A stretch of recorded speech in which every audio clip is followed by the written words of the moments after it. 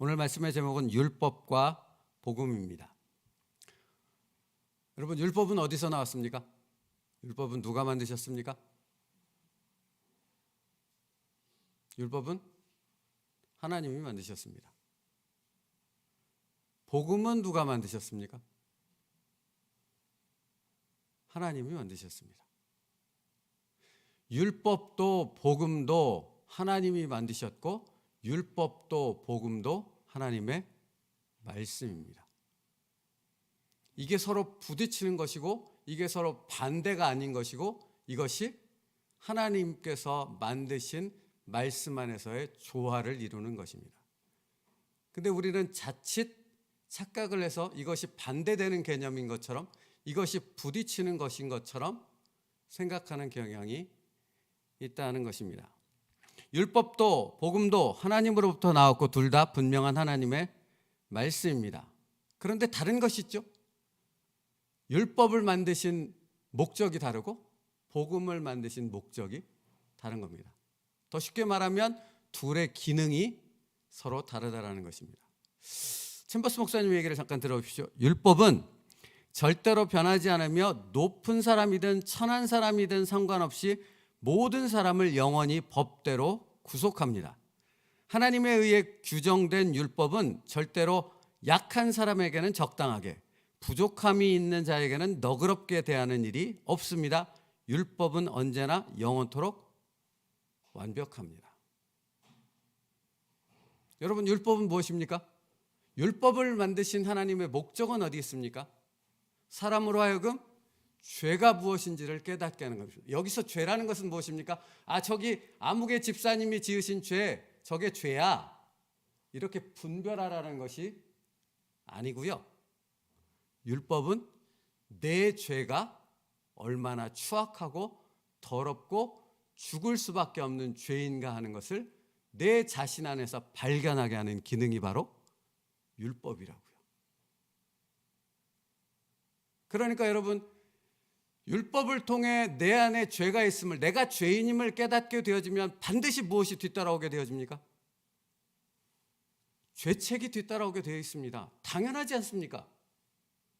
여러분, 하다못해 제가 가끔 예를 들지만 횡단보도가 아닌 데를 그냥 건넙니다. 근데 여러분 이렇게 둘러보지 않습니까? 그러다 어쩌다가 사이카라도 경찰차라도 지나가면 눈치 보십니까? 안 보십니까? 안 보는 건 이상한 거 아닙니까? 자동차가 그 교통법규가 아닌 자기 마음대로 유턴을 했는데 갑자기 저쪽에서 사이카가 옵니다. 그러면 룸밀러로 계속 살피는 거 아닙니까? 그죠? 여러분, 자기 안에서 죄를, 율법을 통해 죄를 깨닫게 되어지면 반드시 죄책이 따라오게 되어집니다. 그리고 정죄가 이루어지게 되어지고, 그 정죄는 무엇으로 우리를 몰고 가는지 아십니까? 깊은 두려움과 좌절로 우리를 몰고 가는 것입니다. 여러분, 율법은 이런 기능을 가지고 있어요. 이런 기능을 이루기 위해서 하나님이 율법을 만드셨다고요. 그러니까 율법의 이러한 기능들이 이루어지는 것은 누구에 의해서 이 기능들이 우리 안에서 이루어지는지 아십니까? 누가 이 일들을 행하십니까? 우리 안에서? 성령님께서. 성령이 그렇게 행하신다고요. 율법은 그런 기능을 가지고 사람을 정죄하고 두려움 속에 죽음으로 몰아넣는 일에 사용되는 것입니다. 그런데 중요한 것은, 여기서 복음과 함께 우리가 기억해야 될 것은 율법의 기능이 거기서 멈춰지지 않는다는 겁니다. 거기서 끝나버리는 것이 아니라는 겁니다. 사람들은 그냥 거기서 율법이 마치 끝나버리고, 그러니까 율법은 두려운 것이고, 율법은 폐기되어야 되는 것이고, 율법은 예수님 이후로 없어져 버리는 것, 지키지 않아도 되는 것으로 생각하려 한다는 것입니다. 근데 그렇지 않습니다. 하나님은 지금도 그 율법의 기능을 성령을 통해 사용하고 계시는 줄 믿습니다. 여러분, 그렇지 않으면 우리는 죄에 대해서 방종한 인간이 되는 거거든요. 자, 율법의 기능은 우리를 두려움과 좌절 가운데 몰아넣는 것에서 끝나지 않는다고 제가 말씀드렸어요. 그럼 그 다음은 무엇으로 이어지겠습니까? 율법을 통해 복음의 문이 열리는 겁니다. 이게 무슨 말인지 여러분은 아시지 않습니까? 여러분, 이게 초신자가 아니라면 이게 무슨 말인지 너무나 당연하게 와닿지 않습니까? 우리 안에 율법이 정죄함으로 우리를 두려움과 좌절과 죄책감 가운데 깊이 몰아넣는 것은 우리 안에는 뭐가 없는 거예요? 이 죄를 해결할 수 있는 그 능력이 우리 안에는 없다라는 사실을 율법을 통해서 발견하게 되어집니다. 그러므로 내 안에서는 내 죄를 어떻게 해결할 수 없고, 내 죄를 해결하지 않는 한 나는 하나님과의 관계가 회복될 수 없고 천국 안에 들어갈 수 있는 사람이 되지 못한다는 사실을 율법을 통해 깨닫게 되어지므로 우리는 무엇을 추구하게 되는 것입니까? 무엇을 바라보게 되는 것입니까? 우리에게는 오직 예수 그리스도의 십자가밖에 없구나. 나를 이 죄에서 건져낼 수 있는 것은 오직 예수 그리스도의 십자가의 보혈밖에는 다른 방법이 없구나. 그러므로 내가 붙들어야 될 것은 오직 무엇뿐이다? 예수 그리스도의 십자가뿐이다 임을 고백하게 되어진다는 것입니다. 율법의 기능이 그거라고요. 율법은 복음의 문을 여는 것이 율법의 기능이라고요. 율법을 통해서 우리는 복음 안으로, 은혜 안으로 들어갈 수 있게 되어지는 것입니다. 율법을 통해서 나는 지극히 아무것도 할 수 없는 내 의지와 내 능력, 내 힘으로는 내 죄를 해결할 수 없기 때문에 오직 예수 그리스도의 십자가를 통해 그 은혜 안에 들어가야지 나는 살 수 있구나라고 고백하게 되는 것이 바로 율법이 가진 기능이라 하는 것입니다.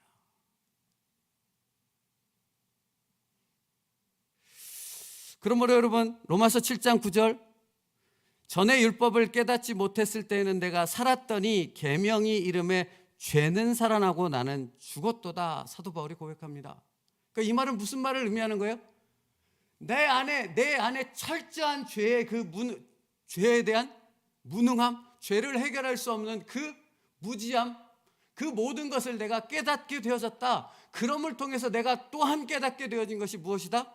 오직 예수 그리스도의 십자가가 아니고서는 나를 여기서 건져낼 수 있는 것이 아무것도 없구나 라고 사도 바울이 깨닫게 되어졌다는 것입니다. 사랑하는 성도 여러분, 지금 여러분이 여기 나와 있는 것도 그것 때문 아닙니까?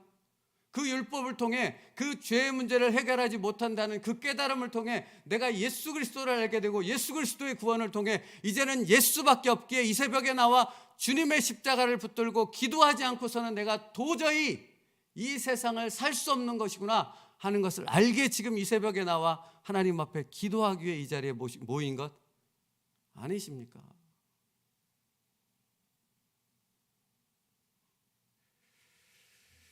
그러므로 여러분, 오늘도 율법을 통해 나 자신의 죄를 깨닫고 철저한 회개 가운데로 십자가를 붙드는 저와 여러분 될 수 있기를 축복합니다. 은혜인 거예요, 은혜. 비로소 율법의 죄책을 통해서 우리는 그리스도의 십자가가 내게 정말로 필요하다는 그 실제 그 깨달음과 체험을 하게 되어진다 하는 것입니다. 다시 챔버스 목사님의 얘기를 해볼게요. 죄의 가책은 율법으로 인한 두려움과 절망을 가져옵니다. 이제 자신의 인생은 죄 아래 팔린 것을 알게 됩니다. 죄악된 사람이 하나님과 바른 관계를 맺는 것도 불가능하다는 것을 인정하게 됩니다. 이때 하나님과 온전한 관계를 맺을 수 있는 유일한 길이 보입니다. 뭐예요 그게? 예수 그리스도의 십자가요. 그러니까 여러분, 율법을 안 지켜도 됩니다라고 말하는 것은 잘못된 거죠. 율법이 폐기됐습니다, 율법은 아무 소용이 없습니다 라고 말하는 것은 잘못되어 있는 것입니다. 지금도 율법은 그 기능을 작용하고 있기 때문에 그렇습니다. 그러므로 율법을 통해 더욱 하나님의 깊은 은혜 가운데로 나아갈 수 있는 사람이 정말로 십자가의 복음의 능력을 깨달은 하나님의 백성인 줄로 믿습니다. 죄책과 정죄로 두려움과 좌절 속에 몰아넣는 것이 율법의 최종적인 목적이 아니라 은혜의 복음을 받아들이는 도구로서 율법을 사용하시기에 하나님은 율법을 만드셨다는 것이죠. 여러분, 서기관과 바리새인들이 예수님으로부터 말할 수 없는 책망의 얘기를 들었죠. 이 독사의 자식들아 하는 저주를 들었지 않습니까? 왠지 아십니까? 왠지 아십니까? 그들은 율법으로 뭐 했어요? 자기의 죄에 대해서 책망하지 않고 다른 사람에 대해서 책망과 정죄를 가하고 그들을 깊은 두려움과 절망 가운데 빠뜨렸죠. 거기서 끝나버렸다는 겁니다. 율법을 가지고 정치적인 목적으로 사용했을 뿐만 아니라 그런 하나님의 목적과 전혀 반대되는 다른 일들로 그것을 다른 사람을 깊은 절망과 좌절 가운데 빠뜨리는 거기서 멈춰버렸다는 것입니다. 그러니 예수님이 가만히 있을 수 없는 거죠. 하나님이 만드신, 하나님이 그 귀한 도구로 인간들 가운데 주신 그 율법을 그 말도 안 되는 일로 사용하시는 것을 예수님께서 어떻게 가만두고 볼 수 있겠습니까? 어찌 그들을 가만 둘 수 있겠냐고요. 그래서 그들과 직접적으로 대립하시지 않으셨습니까? 우회하지 않았어요. 그렇죠? 왜 예수님께서 그렇게 직접적으로 그들을 대했겠습니까? 율법이 가진 다른 기능이 무엇인가를 실제로 하나님의 백성들에게 깨닫게 하고 분명하게 가르쳐주기 위해서였던 것입니다. 그러면 여러분, 우리가 지금 율법이 가진 그 기능을 알지 못함으로 그것을 통해 복음의 은혜 가운데로 들어가는 길을 제대로 깨닫지 못한다면 우리가 바리새인과 다를 것은 뭐가 있어요?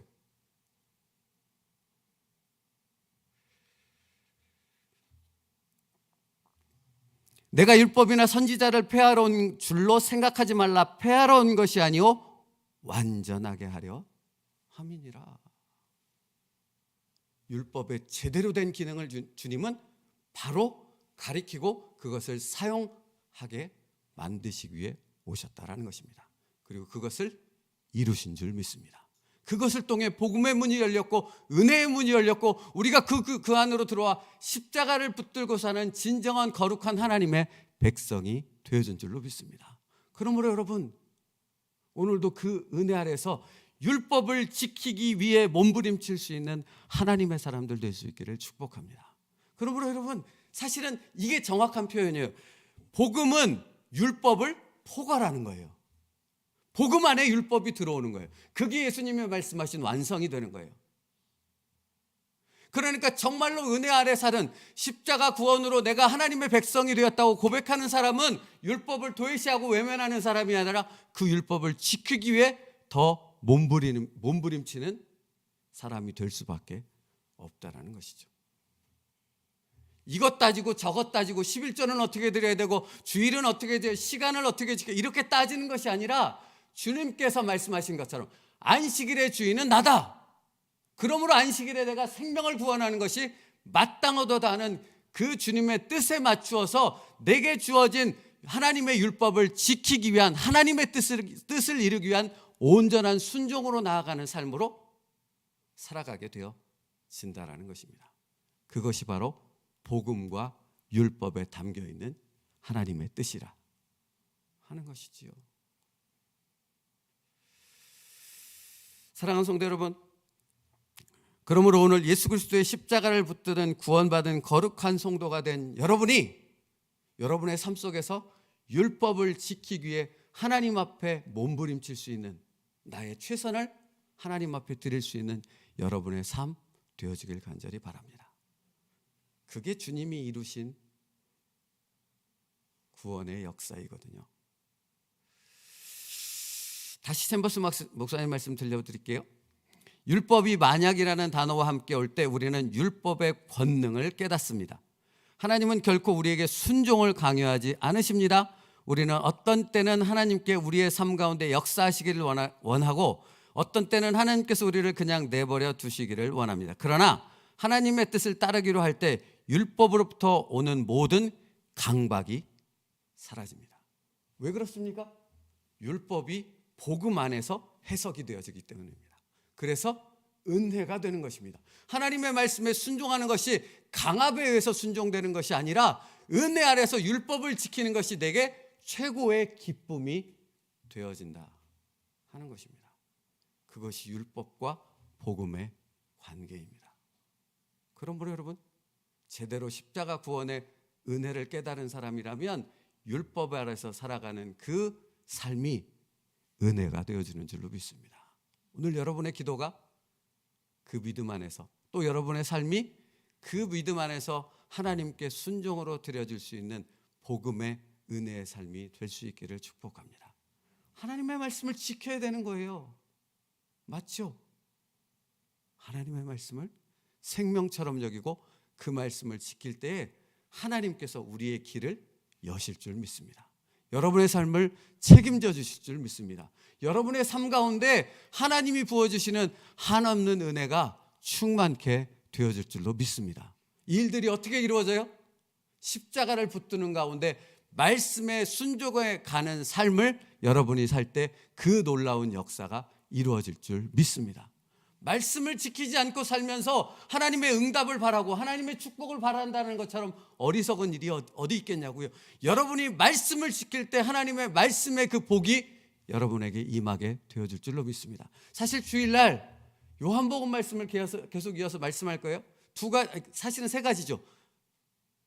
예수는 말씀이다 하는 것이고, 예수님은 빛이다 하는 것이고, 예수님은 생명이라고 말합니다. 사랑하는 성도 여러분, 예수님이 생명, 곧 말씀이 생명인 이유는 그 말씀을 지킬 때 하나님의 생명의 능력이 내 삶에 충만케 되어질 수 있다고요. 말씀을 지키지 않는데 어떻게 하나님의 생명이 여러분의 삶을 충만케 할 수 있겠냐고요. 오늘 하나님의 말씀 안에서 충만한 하나님의 생명의 능력이 여러분의 삶을 변화시키는 놀라운 은혜와 역사가 있기를 축복합니다. 그것을 위해 여러분의 삶을 하나님 앞에 순종으로 내어드릴 수 있는 여러분의 결단이 오늘 있기를 주님의 이름으로 축복합니다. 기도하겠습니다. 살아계신 하나님, 복음 안에서 율법이 재해석되어지게 하여 주시옵고, 그 율법을 지켜나가는 순종의 삶이 하나님의 생명으로 충만케 되어지는 우리의 삶이 되게 하여 주옵소서. 진정한 십자가 복음의 능력이 말씀의 순종을 통해 우리의 삶을 뒤바꾸는 하나님의 역사로 나타나게 하여 주시옵소서. 예수님의 이름으로 기도 올리옵나이다. 아멘. 우리 찬양하겠습니다.